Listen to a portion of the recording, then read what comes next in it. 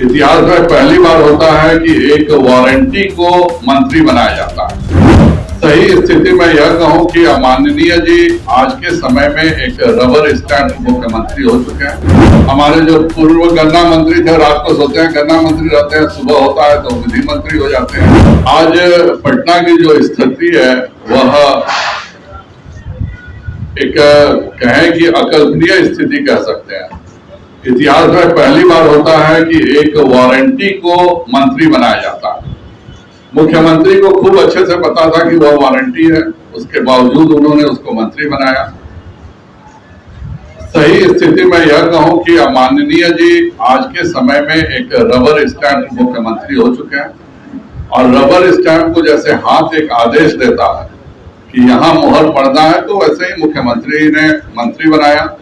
फिर कल सुबह अचानक रबर स्टैंप जी को आदेश आया कि नहीं, इनको विधि के बदले गन्ना दिया जाए। तुरंत उन्होंने उसका पालन करते हुए विधि के बदले गन्ना विभाग दे दिया। रात में फिर आदेश आया कि नहीं, इनको अभी हटा दीजिए, तो उनको हटा दिया गया। आप सभी ने प्रिंट मीडिया में ही निकला है कि हमारे जो पूर्व गन्ना मंत्री थे, रात को सोते हैं गन्ना मंत्री रहते हैं, सुबह होता है तो विधि मंत्री हो जाते हैं। तो यह पूरी सरकार अव्यवस्था की सरकार हो गई है और इसके कारण एक प्रशासन में भी पकड़ समाप्त हो चुका है। मैं आज सुबह समस्तीपुर गया था और वहां हमारे मंडल के प्रभारी की हत्या होती है और उस हत्या में पूरे तौर पर पुलिस की संलिप्तता होती है। पहली बार मैं जाकर यह देखा कि हमारे सुरवीर सरकार जी की हत्या हुई तो उसमें जो दिल कुमार भारती जी थे, जो थाना अध्यक्ष थे, उनको लाइन हाजिर किया जाता है, लेकिन लाइन हाजिर करके मुख्यालय नहीं बुलाया जाता है।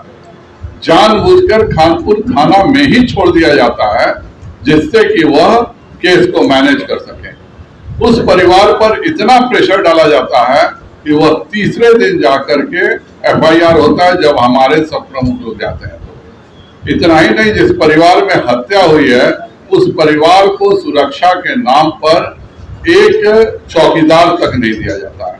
और यह हत्या इसलिए होती है क्योंकि उनका दामाद जो था उसने शराब के माफिया के खिलाफ बात कही थी। शराब माफिया जो था मोहम्मद दानिश, उसने उसके पूरे कोचिंग इंस्टीट्यूट पर पत्थरबाजी किया। FIR हुआ। उस FIR से मोहम्मद दानिश को जेल जाने से बचाने के लिए थाना प्रभारी ने एक डॉक्टर बच्चे को, जो पावापुरी में मेडिकल कॉलेज में पढ़ता था, उसके नाम से वारंट इशू किया, पुणे के इंजीनियर के नाम से, और झुका करके समझौता कराया। और तब तक सरकार हाथ से चली गई तो इन लोगों को लगा कि यही मौका है और हमारे कार्यकर्ता की हत्या कर दी जाती है। इस पूरे खेल में केवल वह दानिश ही शामिल नहीं है, बल्कि वहां का थाना अध्यक्ष और सदर का DSP, तीनों ने मिलकर यह साजिश रच करके हत्या का अंजाम दिया। और हमने भी 8 तक का समय दिया है। अगर 8 सितंबर तक हत्यारों को नहीं पकड़ा जाता है और पूरे कांड का उद्भेदन नहीं होता है तो हम वहां पर भी आंदोलन करेंगे।